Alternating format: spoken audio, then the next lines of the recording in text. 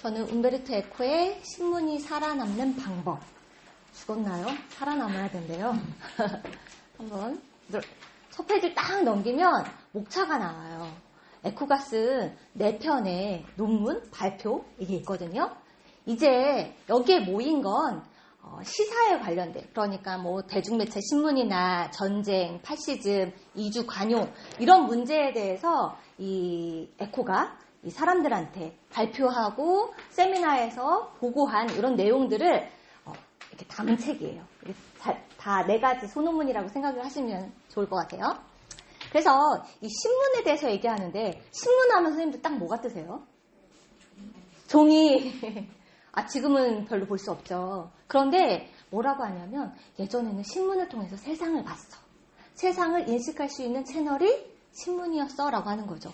뭐라고 하냐면, 신문을 통해서 사람들이 정신력이 성장했어 라고 하는 거죠. 시민적인 성장을 이루게 한 것이 신문이다. 해겔은 뭐라고 하냐면, 근대인의 아침 기도로 간주될 만할 정도로 기도하시죠, 선생님들? 네. 그만한 깊이 들어가서 사유하는 그런 습관을 몇 세기 전부터 습관처럼 했다. 그랬기 때문에 신문에 읽는 사람들이 세상이 이렇구나. 작은 시골에 있지만 전체성을 볼 수 있는 즐거움, 또 만족감, 소속감까지 느끼겠던 게 바로 신문이다라고 이야기를 하는 거죠. 자, 그런데 1960년도, 70년도부터 이 신문 기능에 대해서, 성격에 대해서 계속 논쟁이 일어났다라는 거예요. 자, 신문은 객관적이지 않아. 그리고 권력의 도구로 작용해. 요거에 대해서 하냐 안 하냐의 논쟁이 막 벌어졌대요. 그런데 에코가 뭐라고 하냐면 쓸데없는 논쟁이다 라고 얘기를 해요. 그냥 신문은 자체가 객관적일 수가 없어. 왜 그럴까요? 많은 사건들 중에 기자가 딱 그걸 뽑아서 해요. 자, 기자의 주관성 들어갔어요. 또 편집하는 과정 가운데 어떤 단어를 쓸까 하는 거에 권력의 의도, 객관성 들어갔어요. 그렇기 때문에 객관적일 수가 없어. 이 논쟁 필요 없어 라고 하는 거죠. 우린 뭘 봐야 되냐면, 자, 이런 신문, 대중매체라고 얘기를 해요. 대중매체가 여론을 창출해서 어떻게 권력을 움직이는지. 자, 제4 권력이라고 그래요. 자, 대중매체가 뭐라고요? 권력. 네, 우리는 딱 3권 분립해서 세 권력만 알고 있잖아요. 입법, 사법, 행정. 근데 우리 대중매체가 뭐래요? 네, 4권력이래요. 그래서 정권이 바뀌면 뭐부터 한다? 네, 대중매체부터 이렇게 싹 갈아치우죠. 요거 이제 아셔야 되는 거예요. 그런데 과거에는 이 3권 분립에서도 이 견제 역할을 해준 게 바로 신문이었다라고 얘기를 해요. 그런데 에코가 말하는데 지금은 아닌 것 같아 라고 하면서 비판을 해요. 그래서 저희 질문은 대중매체가 이상해졌어. 그래서 에코가 꼬집는 대중매체는 어떻게 작용하고 있는지. 내가 나를 잘 모르겠어요. 아까 우리 심표상 딱 안 뜨고 아무것도 잘 모르겠어요 하시는 분들이 이 대중매체가 이렇게 작용해서 내가 이렇게 됐구나 라고 이해를 하시면 좋을 것 같아요. 첫 번째는 주제를 딱 정해요. 사례를 딱 하나 정해요. 그래서 이 사례로 계속 이야기하면서 이 사례에서 벗어나지 않도록 계속 통제를 해요. 그러니까 주제를 하나 정해서, 사례를 정해서 우리가 사고를 확장해서 생각하게 하는 것이 아니라 그 틀 안에서 사고하도록 우리의 사고를, 틀을 제한하더라 라고 이야기를 하는 거죠. 자, 사고의 틀을 제한했어요. 그런 다음에 어떻게 하냐면 감정을 건드려요. 감정의 감수성을 건드려서 우리가 가지고 있는 불관용이라는 이 감정을 혐오로 바꾸고 또 혐오에서 정당하게 폭력을 정당화할 수 있는 방법으로 이행하도록 대중매체가 자꾸 우리에게 언어, 뉴스를 주더라라고 하는 거죠. 마지막으로는 우리가 생각지도 않았는데 뉴스가 딱 떴어요. 그럼 그 뉴스를 계속 보다 보면 저게 맞구나 이렇게 되는 거예요. 그래서 우리는 신문을 통해서 세상, 다른 몰랐던 세상을 알아가는 게 아니라 그냥 거울 속에 갇혀서 계속 그걸 반복해서 우리는 거울 속에, 허구 속에 빠져있다. 그 안에서 계속 재생산되고 있는데 그 안에서 권력 게임이 작용하더라 라고 이야기를 하는 거죠. 자, 첫 번째부터 가볼게요. 신문은 우리가 아까 말씀드렸던 것처럼 정보를 딱 알 수 있는, 사실을 알 수 있는 정보였어요. 그런데 신문이 어떻게 됐냐면 주간지화가 되었다라고 이야기를 합니다. 주간지 보셨어요? 잡지나 이런 거 보면 두껍잖아요. 거기 내용들 많죠. 대부분의 50% 이상이 뭐예요? 광고예요. 네. TV가 발달하면서 사실 정보를 갖다 주는 그 속도가 따라갈 수가 없어. 그러니까 어떻게? 주간지화 될 수밖에 없었어요. 그리고 페이지 수를 계속 늘릴 수밖에 없었죠. 왜냐하면 텔레비전에 그치 우리가 살아남아야 되니까. 그래서 페이지 수 늘렸어요. 그랬더니 광고를 확보하려고 또 싸워요. 부록을 만들어요. 거기 또 채워 넣어야 돼요. 그러니까 어떻게 하냐면 뉴스를 이제 만들어야 돼. 자, 이슈화해야 돼요. 네, 여기 참 재밌죠. 에코가 참 우리가 생각하는 단어 말고 이게 기발한 단어들 많이 써요. 발명을 해야 된다라고 발명을 하게 되었다라고 이야기를 하는 거죠. 자, 만들고 이슈화하고 발명해둔 사례를 하나 갖고 왔는데, 자, 다른 신문들끼리 이제 또 경쟁을 해야 돼요. 인터뷰를 딱 하잖아요. 근데 동일 인물이에요. 그러면 내용이 비슷할 거잖아. 그러면 우리 신문이 살아남아야 돼. 어떻게 해야 돼? 자극적이고 의도적이고 강력한 거. 무슨 말 실수 하나 한 거 가지고 내용을 얘기 안 해. 말 실수 하나 한 거 가지고 그거 딱 집어가지고 확 터뜨려. 네, 이렇게 이슈화 하더라. 스캔들을 만들더라 라고 하는 거죠. 텔레비전화를 따라갈 수가 없잖아요. 그러니까 어떤 방법을 쓰냐면 과도할 정도로 공연을 정치화해요. 자, 사례예요. 진짜 사례더라고. 뉴스 찾아봤더니 포르노 배우를 어떻게 의회를 데려와가지고 네, 진짜 포르노 배우예요. 치치올리나라는 포르노 배우를 정치인으로 만들어서 이렇게 이슈화해요. 그리고 신문 기사로 확 내는 거죠. 신문 볼까요, 안 볼까요? 네. 이렇게 했다. 그것이 바로 그러면서 보니까 신문이 주제화라는 방법을 쓰더라라고 하는 거예요. 주제화라는 게 뭐예요? 사례를 하나 드는 거예요. 아까 말한 그 정치 치치올리나라는 딱 사례를 하나 들어서 어떻게 하냐면 하나의 경우에 규칙을 추출해서 그 안에 교묘하게 내가 넣고 싶은 암시를 넣더라라고 하는 거죠. 자, 우리도 이 문 대통령인가? 누구죠? 윤 대통령. 네, 영부인이 디올백을 받았대요. 근데 사실 그 전에 받은 사람들 많을 거예요. 근데 이걸 딱 터뜨렸어요. 그러면서 어떻게 하나의 사례로 영부인 디올백 받다 하고 딱 주제를 정했어요. 그럼 그 안에 뭐가 교묘하게 숨어 있냐면 야, 정치가 흔들리고 있어. 계속 우리를 이제 정치가 영부인이 디올백 받은 게 정치가 흔들려요. 리더십이 흔들린대요. 또 어떻게? 집권당이 흔들린다. 한국인이 분노한다. 이렇게 여러 가지. 어떻게? 정권 바꾸고 싶어. 이거를 영부인 디올백이라는 주제를 하나를 가지고 계속 의미를 집어넣고 있어요. 자, 그래서 우리는 이 뉴스를 보면 그러네. 객관적인 완벽한 뉴스네. 이렇게 생각을 한대요. 그런데 문제는 객관적이기는 다 뒤에 의미가 숨어 있어. 완전한 자기가 하고 싶은 주관적인 표현들을 계속 집어넣고 있어. 근데 우리는 그걸 보지 못해 라고 이야기를 하는 거죠. 자, 어떻게 계속 주간지화 하면서 사람들을 못 알아차리게 하냐. 기성품 문장들을 사용한대요. 기성품 문장이 뭘까요? 양복 입을 때도 기성품이 있고 이게 수제 양복 있잖아요. 계속 찍어내는 말. 근데 그 기성품 문장이 바로 저널리스트가 발명했거나 정치가들, 의원들이 발명한 단어를 가지고 계속 매스컴에서 계속 그 단어를 쓴다라는 거예요. 예시를 들자면 이거는 이제 에코가 하는 말이에요. 희망은 마지막에 죽는다. 또 정부의 길을 열어야 할 것이다. 또 시청률이 폭락하다. 이건 많이 들어보셨죠? 이런 반복적인 우리가 들어서 그렇지 그러네 고개 끄덕일 만한 이런 기성품 문장들을 사용한대요. 그래서 우리나라에는 또 뭐가 있을까 생각했을 때 긴장고조. 긴장고조하면 우리가 긴장고조 하나 딱 들으면은 긴장이 고조돼요. 그렇죠? 아니에요? 불가피한 선택하면은 어쩔 수 없는 선택, 이거 선택해야 되는 거야. 이렇게 딱 벌써 우리 고정이 된다라는 거예요. 근데 그 단어를 선택하면서 그때 밑에 주제하면서 의미가 있는데 우리는 그걸 보지 못하고 거기에 고정시킨다라고 하는 거죠. 그래서 단어들을 계속 우리한테 반복적인 단어, 쉬운 단어 이런 걸 주면서 우리를 계속 고정시킨다라고 합니다. 이게 파시즘이 하는 역할이래요. 파시즘에서 어떻게 하냐면 교과서를 모두 아주 초보적인 통사로 이렇게 쉽게 만들어 놓은대요. 왜? 복잡한 거 하면 계속 사유하잖아요, 아이들이. 그럼 비판 능력이 커지죠? 그럼 누가 골치 아파? 네, 정치인들 골치 아파요. 그러니까 아이들한테 밑에부터 어떻게 하냐면 사고 못하게 너무 쉬운 단어 그냥 아까 말한 기성품 문장을 딱 줘버리는 거예요. 이해하게. 우리 책이 좀 어렵죠? 감사한 거예요. 네. 이렇게 되지는 않을 거니까. 네. 그래서 이 코로나 시대에도 어떻게 주제화가 됐냐면 바이러스와의 전쟁. 딱 하나 주제화하니까 어떻게? 전쟁해야 돼.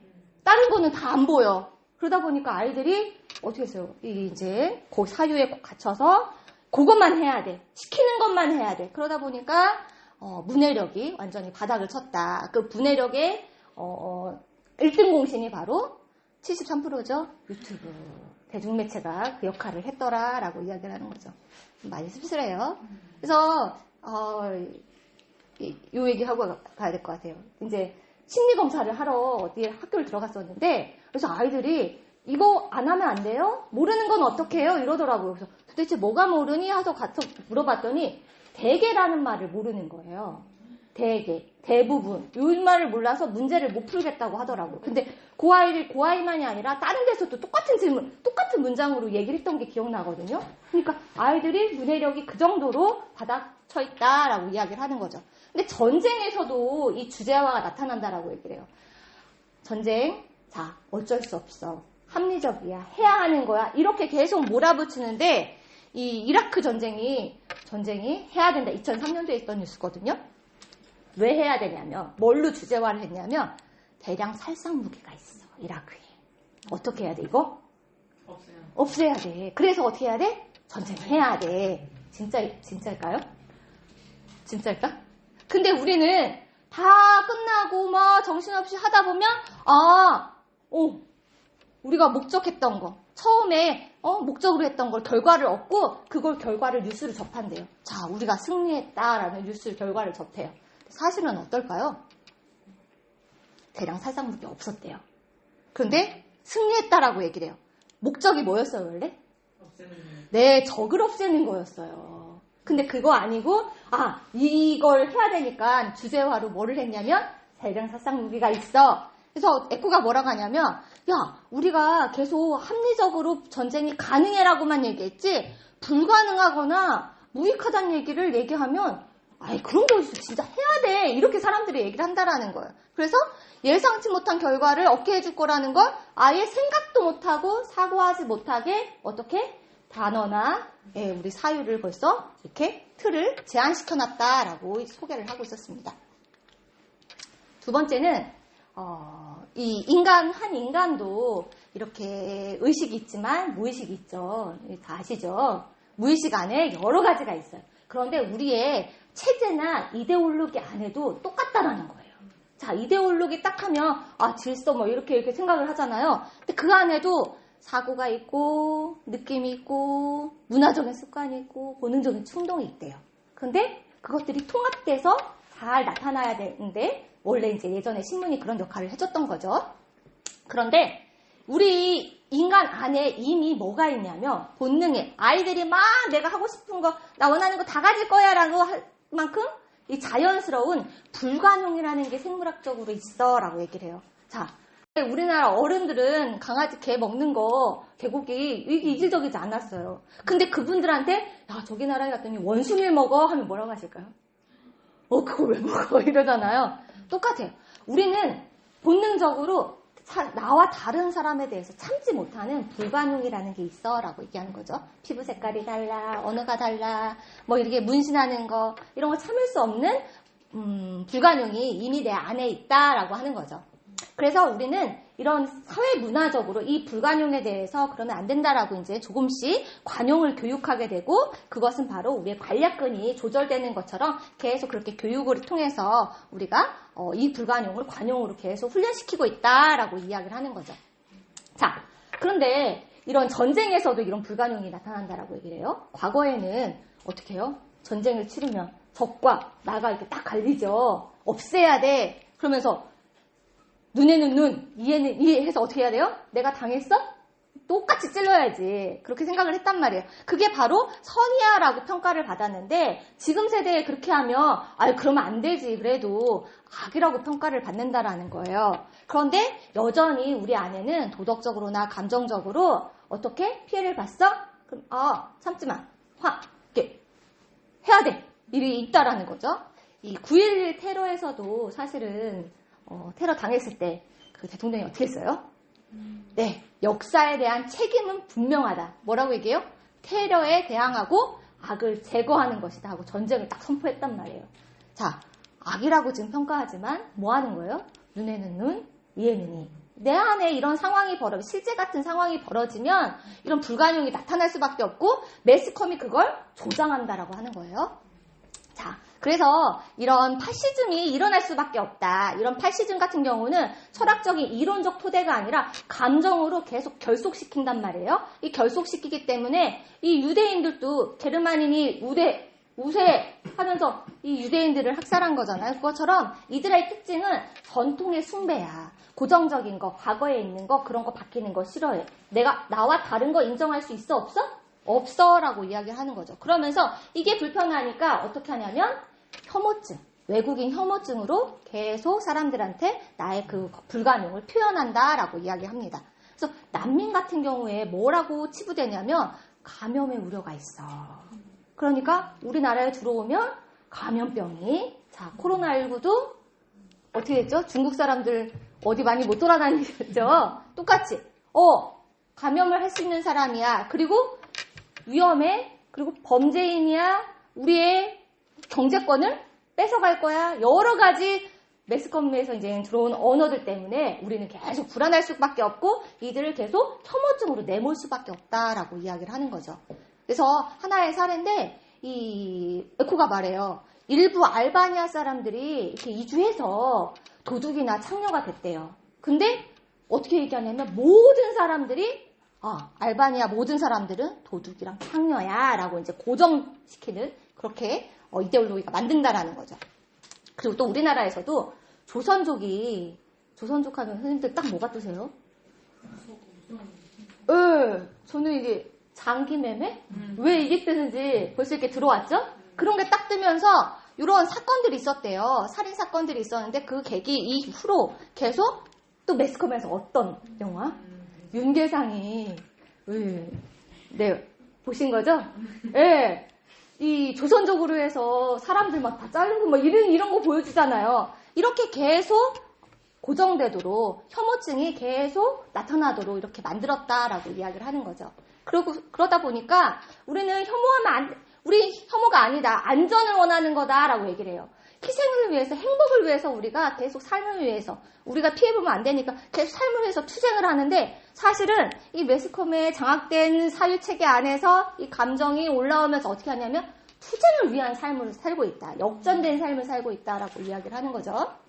자, 그래서 참을 수 없는 거 관용으로 계속 배워야 되는데 참을 수 없는 상황을 계속 매스컴에서 계속 자극해서 우리한테 넣어주는데 유대인 학살 사건 이후에 재판이 벌어졌잖아요. 요 사람들이 뭐라고 발언을 했냐면 나는 명령을 받아서 수행을 했다. 자, 이렇게 들으면 선생님들 감정이 어떻게 올라오세요? 자, 유대인 학살 사건 우리 다 배웠잖아요. 자, 가스실로 내몰았는데 나는 소득을 받으러 내몰았다고 믿었다. 미안합니다 하고 그런데 중요하지 않다 이렇게 말을 해요. 그럼 속에서 뭐가 올라오세요? 이런 이게 막 올라오잖아요. 이런 것처럼 우리 안에 참을 수 없는 거 이런 막 감정들을 매스컴에서 더 부추겨서 어떻게 하냐면 이런 교수형이 이렇게 소리 지를 만큼 폭력을 정당화하는 방향으로 나아가게 만드는 것이 매스컴이다라고 이야기를 하는 거죠. 그래서 조두순도 사실은 이게 이제 나오기 직전부터 막 매스컴에서 난리가 났더라고요. 특히 애기 엄마들 같은 경우 아주 시위에 참여하고 난리가 났어요. 우리 동네 아닌데도 난리가 났어요. 뭐라고 난리 났냐면 거세해라, 사형시켜라. 어떻게? 그 인간 하나로 보는 것이 아니라 뉴스 매스컴에서의 이게 고정된 시각으로 우리는 계속 그 사람을 바라보는데 내 안에 있는 그 불가능을 계속 끄집어내고 있다는 것도 감지하지 못한 채 매스컴에서 하는 대로 우리는 따라가고 있다라고 이야기를 하는 거죠. 자, 뉴스를 가지고 왔어요. 세 번째는 이 뉴스를 딱 가지고 오면 딱 단어 혹시 공통된 단어 보이시는 게 있나요? 검토. 네. 요금 인상. 네. 택시 요금 인상한대요. 어쩌실래요? 이제 전기 요금 인상한대요. 자, 직격타 맞으는 이게 생활하는 엄마들. 자, 전기요금도 인상 가능성을 촉구하고 있어. 버스요금, 대중교통요금 인상을 검토하고 있어. 이렇게 계속 검토할 거야, 인상할 거야, 가능성 있어 이렇게 던진대요. 이거를 에코가 뭐라고 하냐면 시험풍선이라고 얘기를 해요. 자, 이루어졌어요? 안 이루어졌어요? 아직 안 이루어졌어. 아직 안 올랐어. 근데 시험풍선이래요. 왜 시험풍선을 던질까요? 그치, 반응 보는 거야. 자, 올린다고 했는데 막 들고 일어나고 데모가 일어나고 저기서 막 난리가 났어. 그럼 어떡해요? 안 돼. 잠잠해. 근데 좀 그치. 별로 좀 조용해. 그럼 어떡해요? 바로 올리는 이렇게 시험풍선을 하는 역할을 하는 게 바로 신문이 매스컴이 대중매체가 그걸 하고 있더라라고 이야기를 하는 거죠. 그래서 사악한 협정이래요. 자, 피해는 누가 볼까요? 뉴스 기자는 이거 딱 내잖아요. 뉴스가 계속 나와요. 네. 그리고 정치인도 안 하면 되고 하면 좋고 피해볼 게 없어요. 누구만 피해봐. 나만 뭐지 하다 보니까 이렇게 따라가는 거예요.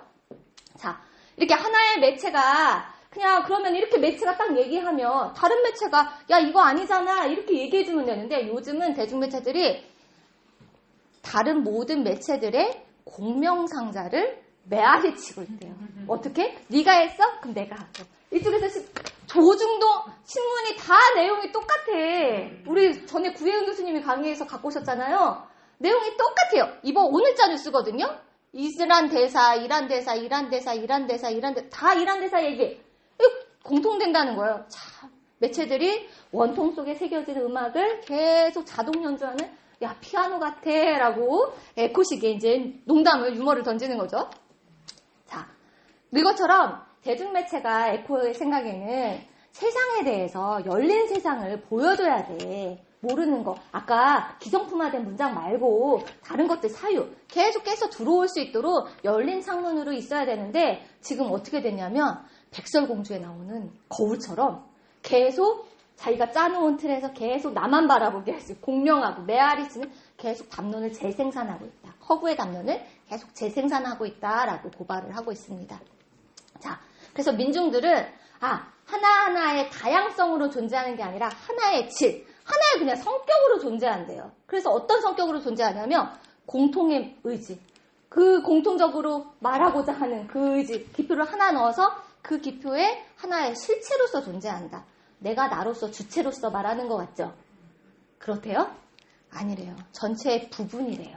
우리가 내가 주체야, 내가 주체라서 말을 하는 거야 라고 착각 속에 빠지면서 허구 속에서 허우적거리게 만드는 것이 바로 대중매체다 라고 이야기를 하는 거죠.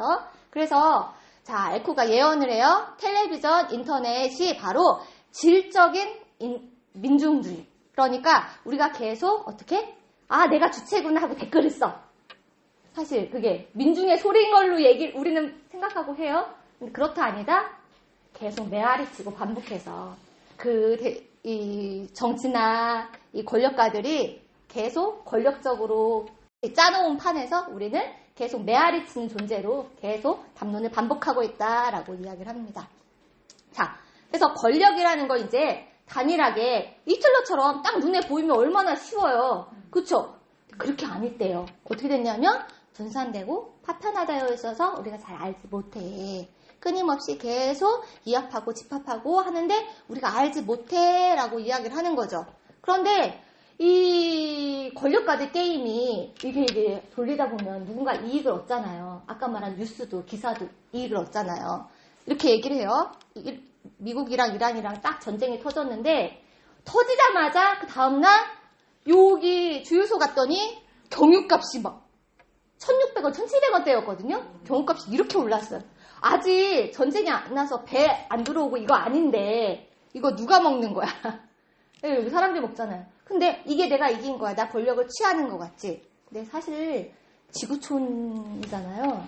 뭐라고 하냐면 에코가 우리 사회는 이런 뉴런같이 다 연결되어 있어. 신경망같이 다 연결되어 있어서 우리가 이렇게 누군가는 이득을 보고 주가가 막 움직이는 것 같지, 누군가는 이득을 보는 것 같지, 누군 손해보는 것 같지, 사실은 같은 색깔의 말을 같이 잡아먹고 있는 체스게임이랑 같아. 그래서 이런 전체성에서 봐서는 이기는 사람이 없고 다 자기를 죽이는 자기 잡아먹기 게임을 하고 있는 것이 바로 대중매체다라고 고발을 하고 있었습니다. 자, 암울하시죠? 우리 뭐 어떻게 해야 될까?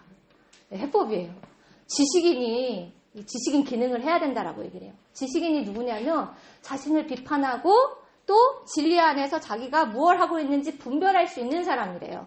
또 모호한 것을 파헤치고 밝히는 사람. 또 옆에 있는 선생님들 우리 토론할 때 이제 비판도 하죠. 이렇게 비판할 수 있는 사람이어야 한다라고 하는 거죠.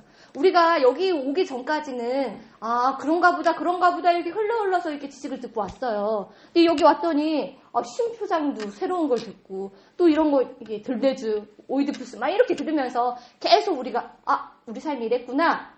모호했던 것을 파헤치고 또 이건 아니네. 콧물 나면 바로 병원 가는 게 아니네. 이런 것들을 분별하잖아요. 이런 지식인들의 역할이 바로 그런 역할을 한다라고 이야기를 하는 거죠. 그래서 우리도 어떻게 지식인이다 지금 이 북클럽의 책들로 인해서 계속 지식을 추구하면서 비판을 하고 있죠.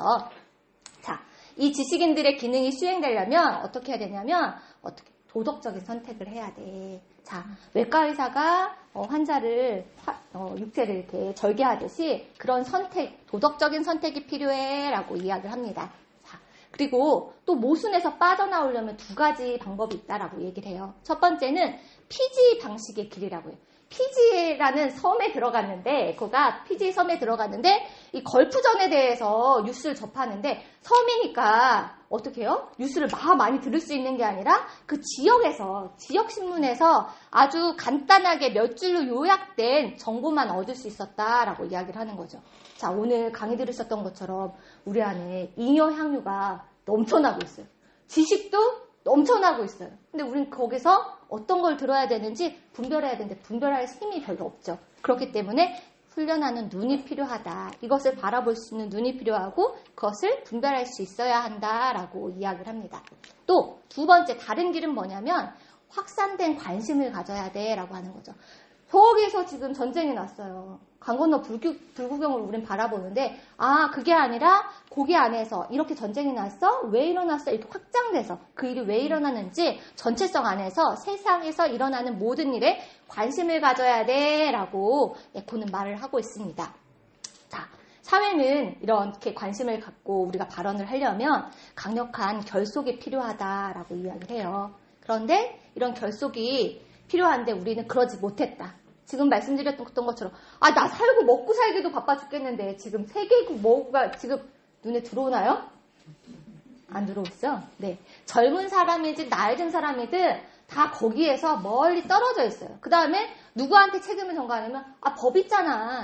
알지. 저 사람들이 알아서 할 거야. 이렇게 넘겼단 말이에요. 그런데 에코가 뭐라고 하냐면 그게 바로 우리를 괴롭힌다. 왜냐하면 세계는 하나로 되어 있고 또 아까 말한 것대로 이 체스 게임처럼 이게 나를 파괴하는 것이 적을 파괴하는 것이 나를 파괴하는 것이기 때문에 책임을 자꾸 다른 사람한테 돌리려고 한다라는 거예요. 그런데 누구를 위해서 종을 울리나 묻지 말고 너부터 내가 무엇을 해야 되는지 아까 오늘 강의 들으셨던 것처럼 사유하고 분석하고 그 다음에 행동으로 옮길 수 있는 공동의 책임자가 되어야 한다라고 그러면 우리 대중매체가 다른 우리가 사유할 수 있는 다른 도구로 변할 수 있다라고 에코는 말하고 있었습니다. 강의 마치겠습니다.